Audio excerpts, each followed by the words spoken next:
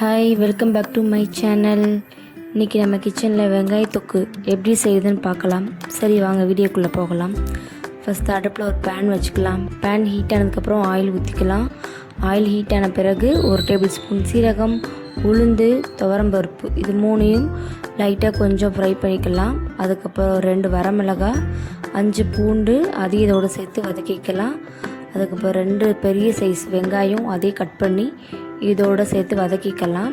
2 நிமிஷம் வதக்கிட்டு ஒரு சின்ன துண்டு புளி அதையும் இதோடு சேர்த்து ஆட் பண்ணிக்கலாம்.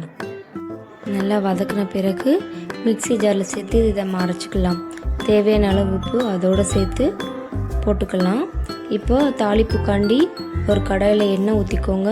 கடுகு, சீரகம் பொரிஞ்சதுக்கப்புறம் கருவேப்பிலை, பெருங்காயம் அதையும் சேர்த்து ஆட் பண்ணிவிட்டு நம்ம அரைச்சி வச்ச பேஸ்ட்டையும் இதோடு சேர்த்து ஆட் பண்ணிக்கலாம். 2 நிமிஷம் குக் பண்ணதுக்கப்புறம் ஆயில் லைட்டாக பிரிஞ்சு வரும். அதுக்கப்புறம் ஸ்டவ் ஆஃப் பண்ணிக்கலாம். இட்லி, தோசை, சாதத்துக்கு இது ரொம்ப நல்லாயிருக்கும் இந்த காம்பினேஷன். நீங்கள் செஞ்சு பார்த்துட்டு எப்படி இருக்குன்னு சொல்லுங்கள். என்னோடய வீடியோ உங்களுக்கு பிடிச்சிருந்தா மறக்காமல் லைக் பண்ணுங்கள், சப்ஸ்கிரைப் பண்ணுங்கள், கமெண்ட் பண்ணுங்கள். ஓகே பாய், நெக்ஸ்ட் வீடியோவில் பார்க்குறேன்.